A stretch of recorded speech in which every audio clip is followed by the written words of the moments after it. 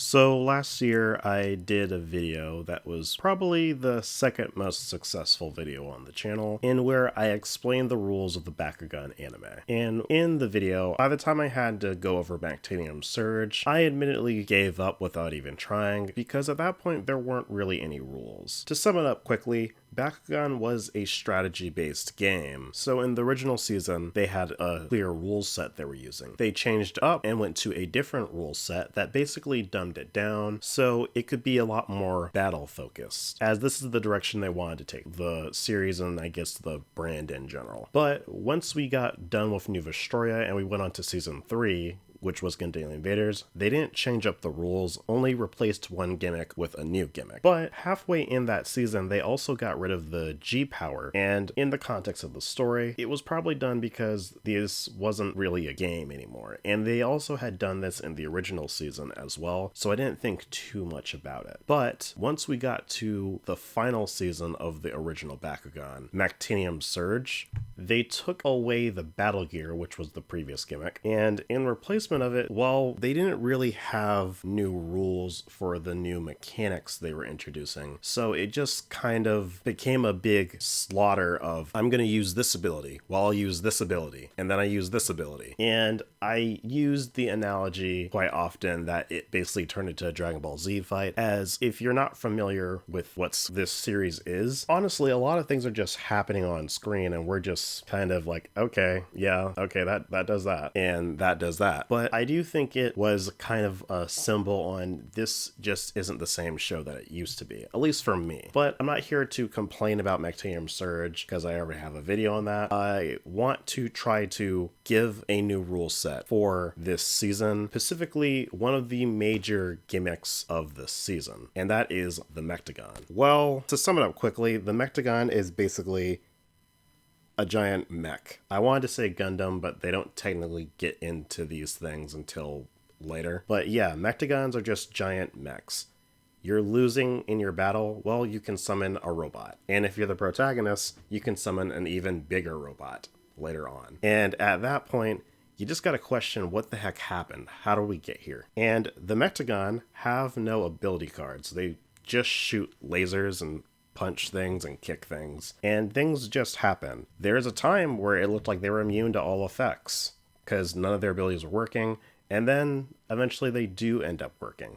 There's also this other stuff like Bakugan Fusion and Unite, which is basically the same thing. And we have the Baku Nano. And yeah, the whole point of this video, as the title says, is I want to go over what we know, or a lack of what we know, and throw it away, and then try to make a new rule set for the Mechtogan. And while we're at it, I'm just going to make a new rule set for this season as a whole. If I'm being honest with you guys, my first most popular video on the channel, as of right now, is still the What If Alice was the main character in New Vestroia. The reason I bring this up is because I want to do a video of me kind of redoing Mechtogan Surge, but in it I want to have a new rule set to go off of to make it a bit more interesting. So I don't have to make that video even longer than it might already be. I'm gonna just kind of cut the middleman out and kind of have a video out there so you guys can somewhat know what's going on. Basically, I'm gonna go over the rule set that's going to be used for the eventual tournament, and that's the rule set that they're mainly going to be using while they're in Bakugan Inner Space. So yes, we're going over everything, but the important thing is the Mechtogan. So this video is going to be cut up into two parts: the overall rule set, and then the Mechtogan, what do they do and whatnot. The video will probably be titled after the Mechtogan, so I'll have a timestamp on screen if you guys just want to see that. But if you want to see me go over the whole rules, well, keep watching the video. Well, without further ado, let's get started.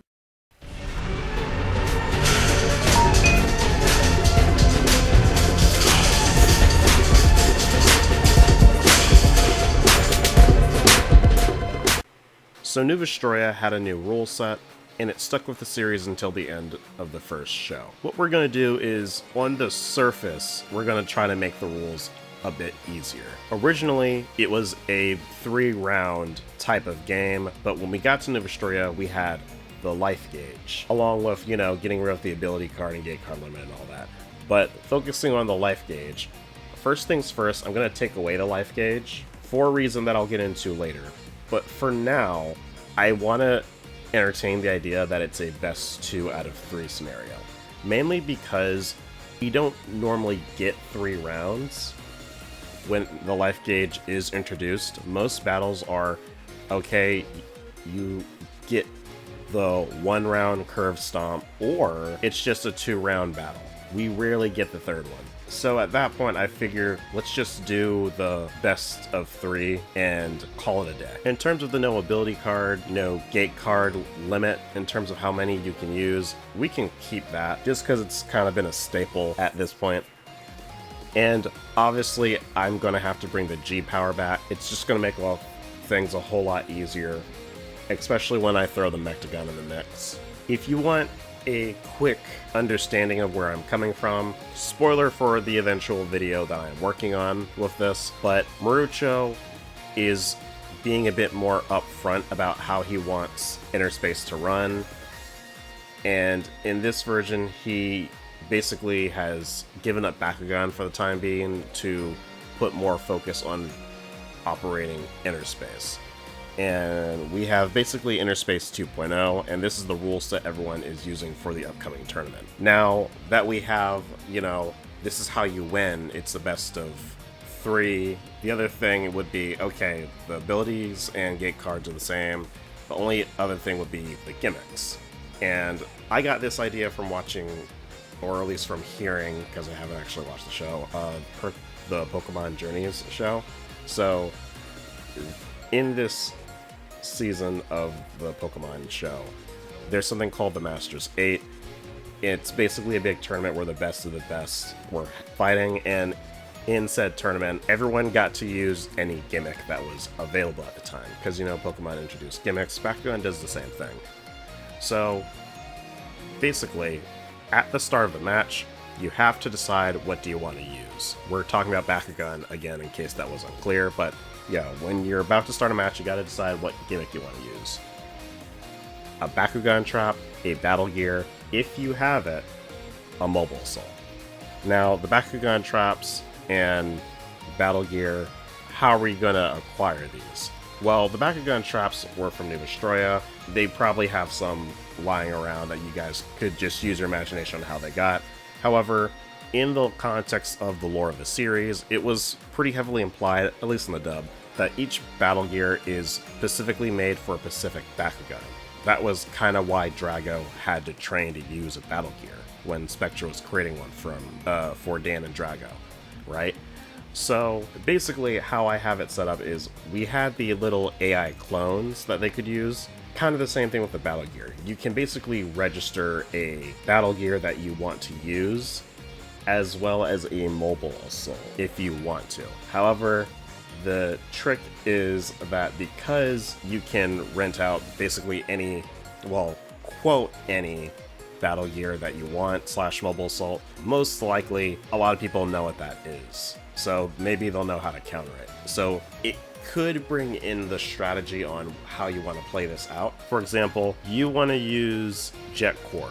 However, everyone knows what Jet Core does. It's Dan's battle gear. So maybe you should go for one that fits your playstyle and not just the cool popular toy that the, #1 player uses. And then there's the Bakugan trap aspect of it. I am also keeping the idea that you can just use as many Bakugan as you want, but I also think that should probably go into how, the rounds, you know what I mean? Like, okay, you can swarm the field with Bakugan, but a consequence of that would be if you lose, like, let's say you threw in 4 Bakugan, and it's a 4v1, and if 2 of those Bakugan loses, maybe that could just take you out of the match, or if all of them lose that one round, that just kind of tells you that, alright, well, you're kind of done here.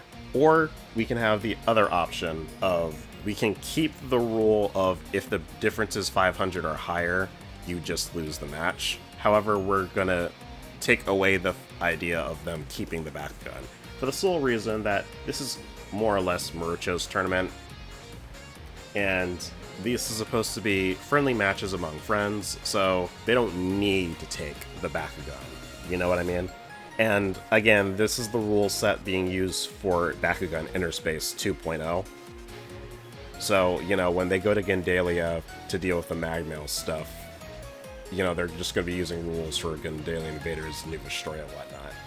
This is specifically the rule set in Inner Space.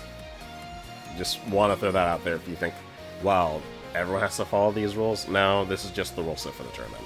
Now, I threw the same idea in terms of you have to register a trap register like the battle gear along with the Mechtogan, mainly just because, well, it would make sense to at least, let's just bring up that, yeah, mobile assaults exist. I said Mechtogan earlier.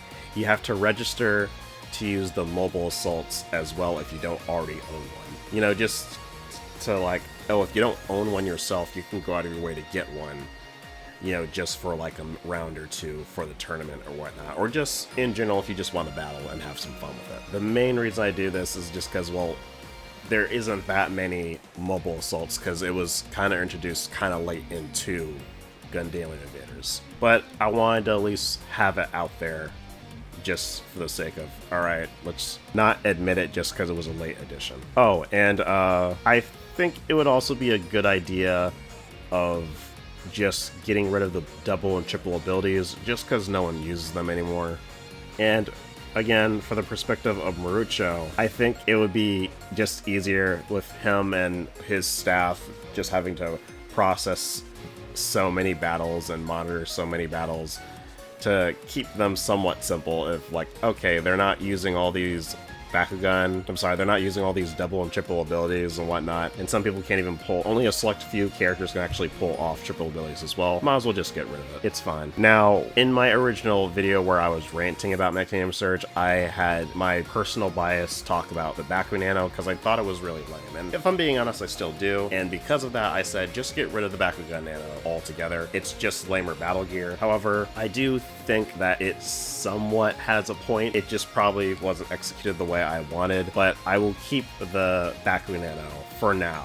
I'm going to keep the idea of the Bakugan Nano. So what Bakugan Nano will be in this rewrite is essentially unregistered battle gear. I know that probably sounds weird because I just said that you could have your own battle gear, but most people don't have battle gear, right? So a lot of people are showing up with this thing called Bakugan Nano, and just naturally you're trying to figure out, okay, but where did they get them? And that's kind of where some of the drama and a subplot for Marucho can come into, is the Bakugan Nano. They work similar to battle gear, yada yada, and while Bakugan Nano initially doesn't have abilities, you can just give it an ability and it doesn't really change the story and anything. This is just what I want to say on how you could implement it into the story. And yeah, so just to recap, because I was kind of all over the place, step number 1, the life gauge is being replaced with a best of 3 rule set, and how you win is essentially you have to either win the first 2 rounds if your opponent tries to swarm the field with Bakugan, or if you try to swarm the field with Bakugan and you lose, that will also eliminate you from the match altogether. So realistically speaking, if you want to try that, it would probably be an all or nothing mindset on this is my only way of winning, If your Bakugan is 500 or higher, you do still win the match, you just don't keep the Bakugan.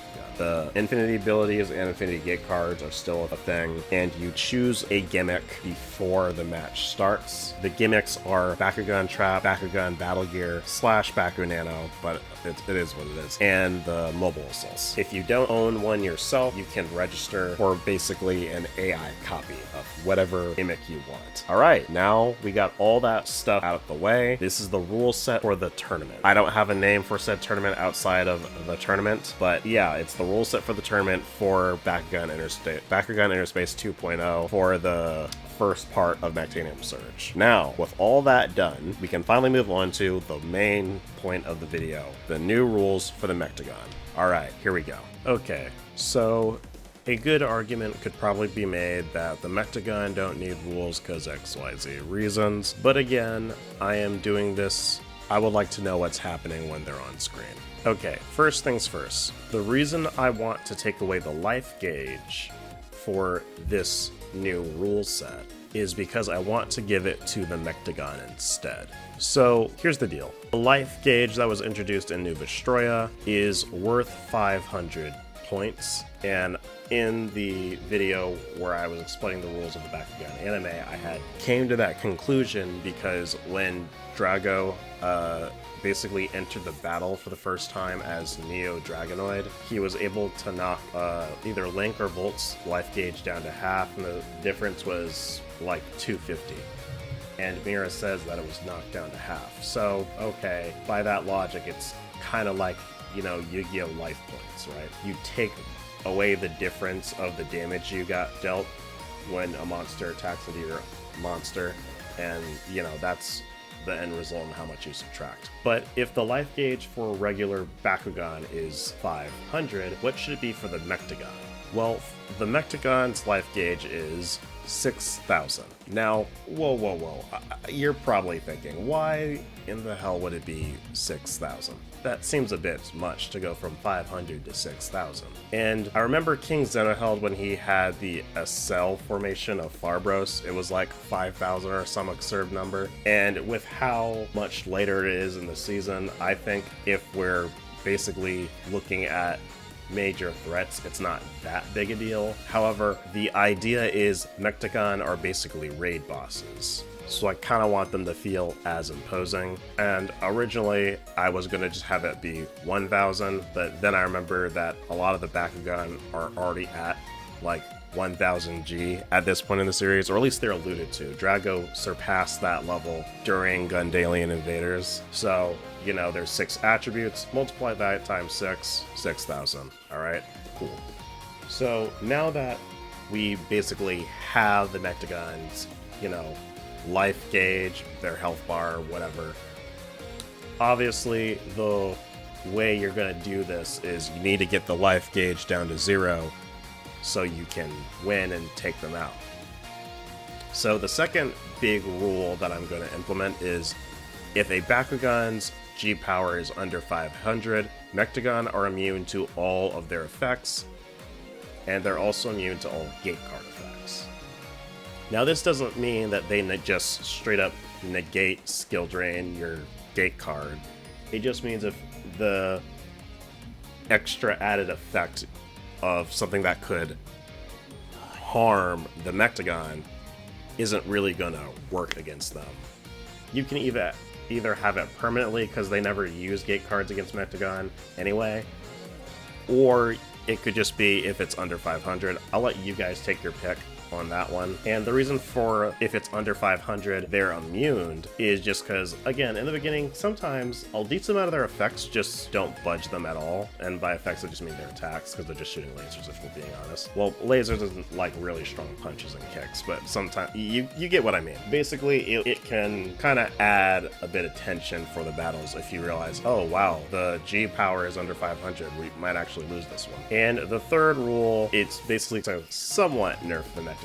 And this is kind of something that was already established, but I'm just making it official. Mechtogan don't have ability cards. To add to that, I am also doing, they don't have ability cards, but they have certain unique attacks that have various effects. The best example outside of, stomps, punches, and kicks is there's 2 really big attacks. Some of the generic lasers, and then like a big finisher attack. One of the, unique attacks that they could have, it could knock a Bakugan's G power down by half. And the second big attack would be if they are hit by this, it knocks their G power down by 600. Again, because all the attributes, but I'm not going to go crazy, and we'll just say it knocks it down by 600. I'm really trying to lead into the idea that these guys are going to be raid bosses, because especially in the beginning, we're going to have the main cast try to gang up on these guys, especially in Mechtogan Surge, now I think about it. Well, Mechtogan Surge Part 2. And to kind of put an example, let's say Helios is fighting a Mechtogan, right? Nothing he's doing is working, okay? Spectra uses a gate card, we'll just say a Pyrus Reactor because it's a basic one. Okay, his G power is over 500, he uses General Quasar. Alright, now it can actually hurt the Mechtogan. And let's try to keep the ball rolling, and I'll go ahead and add the 4th rule now. Dan and Magmel are the only ones who have Mechtogan. We're gonna leave the whole Wiseman stuff for later. At this point, I'm just kind of focusing on part 1. We'll get to part 2 another time. But yeah, Dan and Magmel are the only ones who have Mechtogan. They can bestow the ability to summon a Mechtogan to someone else, but mainly they have it. And by this, I mean, okay, I know some people are probably gonna bring up, well, they got toys to sell, but hear me out. I think that there are a little too too much Mechtogan. Like, these guys are these really big threat, and then there's sometimes, like, they have a whole army of them show up. And while it is cool to watch the brawlers be able to take them down and mow through the enemies, I think just knowing in the back of your head that one Mechtogan could really wreck everything up, and then when you get into part 2 and you have a whole team of them, I think it just makes the tension a bit better. Especially on paper, okay, we have to deal with Emperor Brodius. He comes back even stronger. He's this guy named Magmel. He has this thing called a Mechtogan. Where do you go from there? Well, what if we have to fight a whole army of Mechtogan? I think that just kind of works. So yeah, Magmel and Dan are the only ones who have the Mechtogan. So we're going to just be seeing a lot more of Zethon if someone needs to summon it. And how does Dan go about bestowing the ability to summon his Mechtogan to someone else? I will probably cover that another day, but that's just the general idea of it. Oh, and 5, same rules apply to the Mechtogan Titans. Pretty self-explanatory. The only thing that's really going to change here is I would have the Mechtogan Titans life gauge be probably double the amount of the Mechtogan. And again, no, that sounds pretty ridiculous. Again, they have a really short roster of villains this time around, so I just think having the idea that you got to deal with this ridiculous Mechtogan and then it summons another robot is probably just the best way to go about it. And then, you know, if you want to figure out how to raise the tension after that, okay, they finally beat the Mechtogan. The Mechtogan Titan's here. Okay, they finally beat that thing. And then, you know, how do you raise the tension after that? Well, Ravenoid evolves. And again, I just think that's a natural progression. If you disagree, I totally understand. But that is more or less the idea of it. So I will recap here so we got everything covered. Okay, only one person can summon the Mechtogan. That is Dan/Magmel. It is considered like the raid boss, and I guess because I didn't add this on here, I'll just say it now. When the Mechtogan is defeated, you lose the match. This is just kind of a genuine thing because this usually happens anyway, but again, let's just make it official. So the Mechtogan represents the team or lack of team. It's the final trump card, right? The Mechtogan's life gauge is worth 6,000. The Mechtogan Titan is double that amount, so 12,000. If your Bakugan's G power is under 500, Mechtogan are immune to all of your effects, and whenever you get hit by, you know, their big attacks, it either knocks your life gauge down by half, or knocks your Bakugan's G power down by half, or subtracts it by 600. I didn't say this beforehand, but the reason for that is because when your Bakugan G power hits 0, you lose. And all those rules apply to the Mechtogan Titan as well. Now, this might seem a little complicated, and I will try to be a good YouTuber and remember to have the rules up on screen. Whenever I get to this fixing the Mactinium Surge, or probably just call it the Mactinium Surge rewrite, there is a story reason on why the Mechtogan have these rules that are basically set up and how the brawlers figure this out. It'll be done when I get there, but I just want to let you guys know this is what I would probably do. And if you don't like these versions of the rules for the tournament or the Mechtogan, again, I understand that. I am not a person who goes around making games for kids,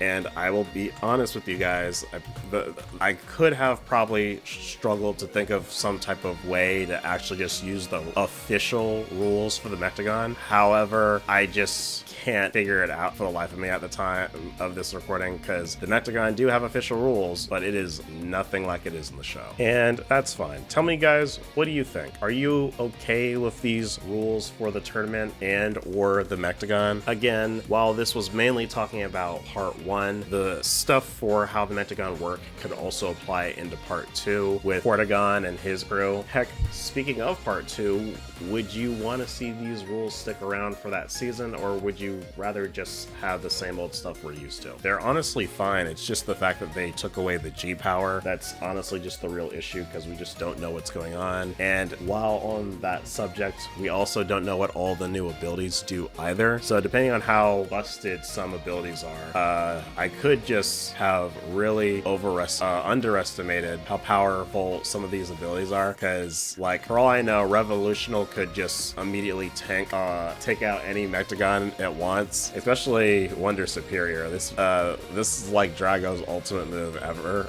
or at least it looks like it. Like Fusion Dragonoid's moves just don't look anywhere near as crazy as Titanium Dragonoids. But I'm rambling, so that's just the sign that it's time to wrap this up. Again, let me know what you guys think of the Mechtogan in general. Do you like the rules I added? Are you okay with them just not being any rules? Do you like the rules I did for the tournament? Is there anything you would add or change? Let me know down in the comments below, and I'll catch you next time. Hi, this is post-commentary because I forgot to mention one thing. Again, this video is supposed to be about the Mechtogan, but I wanted to cover all my bases, and there's 2 more gimmicks in here, technically 3.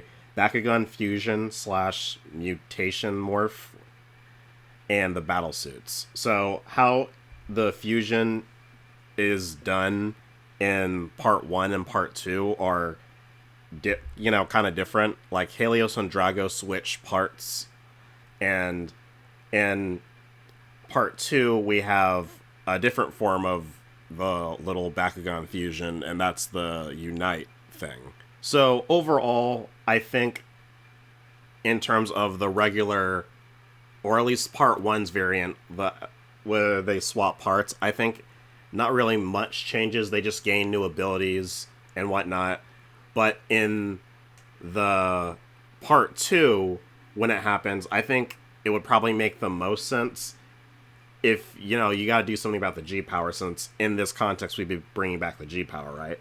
So I would either look at it like you're adding the G-Power together, but that's not that special as some would probably think, because you already kind of do that. Like, if Preus and Drago were to team up, their G-Power is kind of added together, though sometimes you need a specific ability to do that. It is what it is. But I think if 2 Bakugan were to fuse, that like Riptech and Dragonoid, then instead of just adding the G-Power together, which, is fine, it would probably seem more impressive and more crazy if you just multiplied the G-Power. Or maybe do both. Like, it would be like 2,000 or something, and then you would multiply it times 2. And, then you would get that number, right? And again, while it does seem crazy, this is kind of seen like as Drago's ultimate, like the peak of his strength, and then he fuses with another Bakugan that's somewhat on the same level as him. And that's just the area of power that we're dealing with. So I think for the final series, it's okay. And in terms of the battle suits, because they came from Spectra, well, just that realm of, like, the Vexos technology, I would kind of look at adding the G-Power, kind of like Maxis Dragonoid and Maxis Helios, because I felt like that was the vibe they were going for anyway. So I believe their power was, like, 3,500, and I would probably just do the add 3,500 to whomever is using said battle suits. Again, at this point, we get some ridiculous power levels from them. And since they do end up fighting Mechtogan from time to time in the part 2, which is where the battle suits are more utilized, again, I don't think it's that crazy of a number jump, because Cordogon and his group are just really, really a different beast. Because it's like 4 or 5 Mechtogan, and then they fuse into, well, the ultimate final boss of this series. So I think it's fine overall. And, I don't believe they use abilities, but you can just make up something or whatever. I don't think it's that crazy. It's just, here are the battle suits and some basic rules you can kind of throw at them.